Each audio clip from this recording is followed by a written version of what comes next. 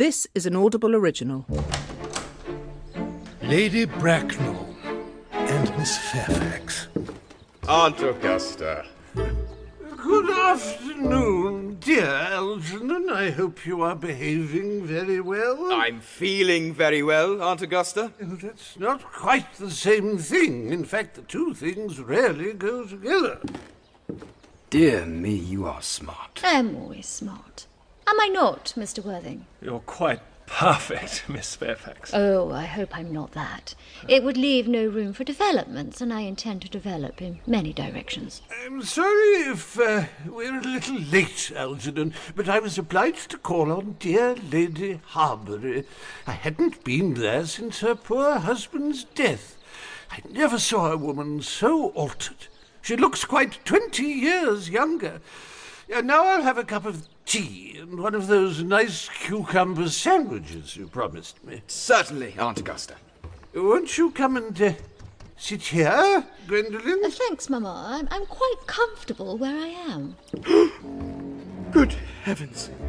Lane, why are there no cucumber sandwiches? I ordered them specially.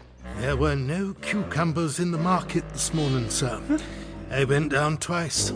No cucumbers? No, sir. Not even for ready money.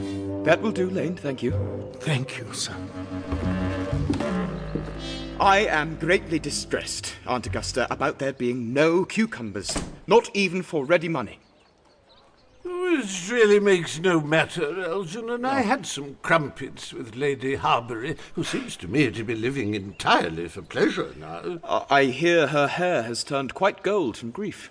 It certainly has changed its colour, but from what cause, of course, I cannot say. Thank you. I've quite a treat for you tonight, Algernon. I'm going to send you down with Mary Farquhar. She's such a nice woman and so attentive to her husband. It's delightful to watch them. I'm afraid, Aunt Augusta, I shall have to give up the pleasure of dining with you tonight after all. I hope not, Algernon. It would put my table completely out.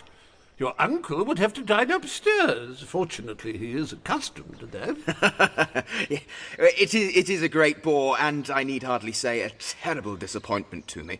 But the fact is, I have just had a telegram to say that my poor friend Bunbury is very ill again.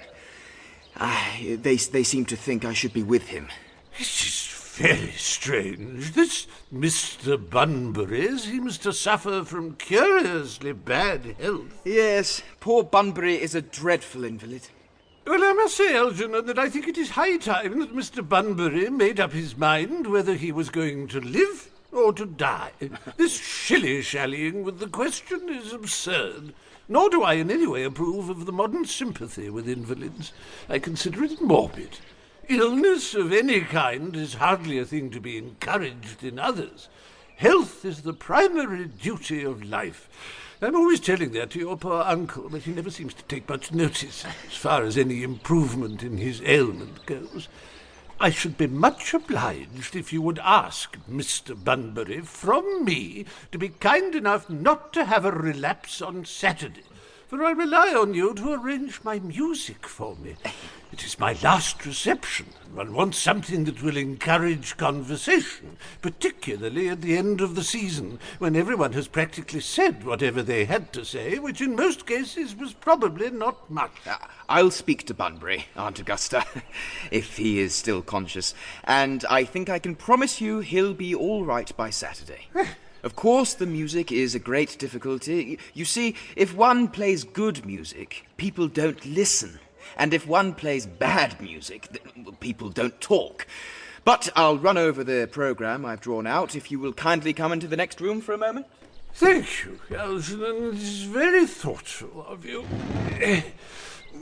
I'm sure the programme will be delightful. After a few expurgations, French songs I cannot possibly allow. People always seem to think that they are improper, and either look shocked, which is vulgar, or laugh, which is worse. But German sounds a thoroughly respectable language, and I believe is so. Gwendolen, you will accompany me. Certainly, Mamma. Discover more Audible originals on the Audible site and Audible app.